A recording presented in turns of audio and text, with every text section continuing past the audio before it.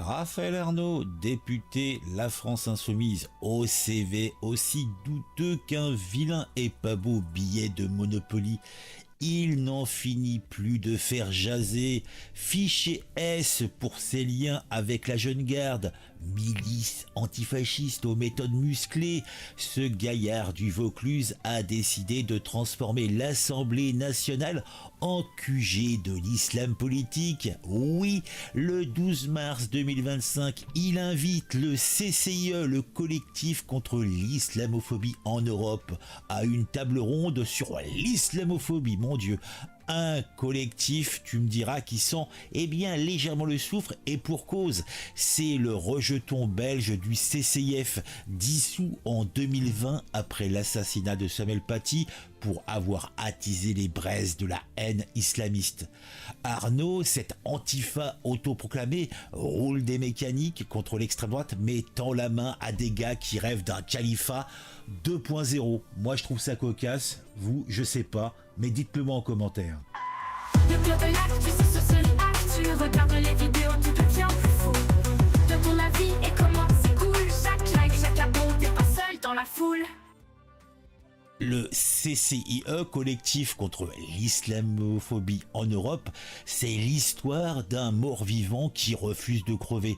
Après la dissolution du CCIF par Gérald Darmanin pour propagande islamiste, ces cadres ont filé presto en Belgique, terre d'asile des causes interlopes, pour ressusciter sous un nouveau nom. Leur combat, dénoncer la laïcité française comme une machine de guerre islamophobe entre guillemets. Pour eux, la loi de 2004 sur les signes religieux à l'école, une persécution, l'interdiction du voile dans le sport, un scandale. Le CCIE milite pour le port du hijab partout, tout le temps, jusqu'à en faire un étendard de résistance. Proche des frères musulmans, ce collectif n'a jamais caché son agenda, victimisé à tour de bras pour mieux grignoter les fondations républicaines. Leur lien avec l'affaire Paty, ils avaient relayé les appels à la vindicte contre l'enseignant quelques jours avant qu'un Tchétchène ne lui tranche la gorge et la tête. Charmant pédigré. Mais la LFI et l'islamisme, c'est un amour. C'est, comme qui dirait, un vieux couple qui s'engueule en public, mais finit toujours au lit. Arnaud n'est pas un cas isolé. Sa collègue Ercilia Soudet s'est précipitée au chevet d'Elias Dibzalen, activiste fichier S pro-palestinien, après son appel à l'intifada dans Paris, c'était il y a quelques mois à peine. Sébastien Delogu brandit des drapeaux palestiniens à l'Assemblée.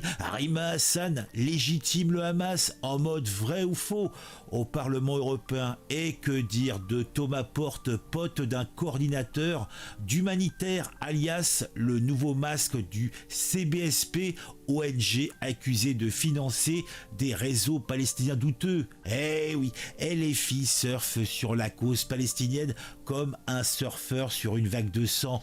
Meeting avec des barbus criant Abba Israël, slogan du Hamas repris en chœur, et un silence assourdissant sur les dérives antisémites qui pullulent dans ces manifs.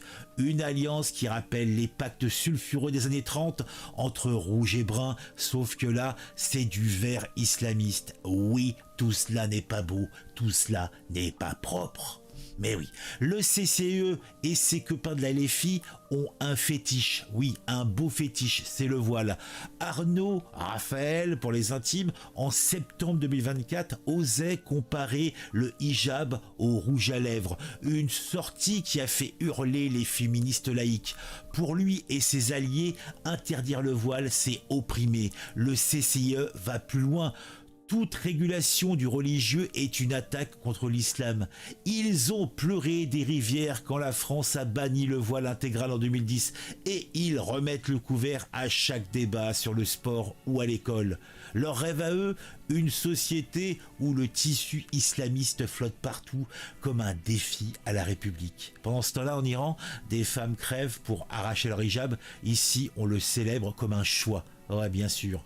Perspective inversée où on se dit que ces défenseurs du voile étaient eux aussi les vrais oppresseurs et qu'ils masquent leur discours en se victimisant. Oui, c'est la vérité. Bon, après, comment réagit la République? Ben oui. Alors, Yann Braun-Pivet, présidente de l'Assemblée, laisse faire ce cirque. Oui, elle invoque la liberté des députés. La droite, elle s'étrangle. Rassemblement national et UDR exigent l'annulation, criant à la trahison post-Paty. Sur X, le réseau social, ça chauffe. Et les filles vendent la France aux islamistes. Raphaël Arnaud, collabo des barbus.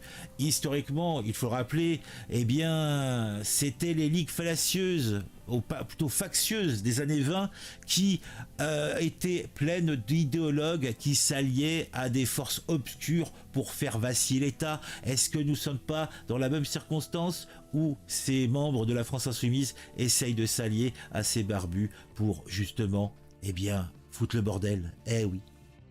Mais bon, la révolution, vous le savez, c'est comme le poisson, ça pourrit par la tête. Bon, en tout cas, je pense que Raphaël Arnaud et sa clique de copains vont continuer à nous ravir avec leurs exactions jusqu'au moment où, eh bien, ça ira trop loin, hélas, comme toujours.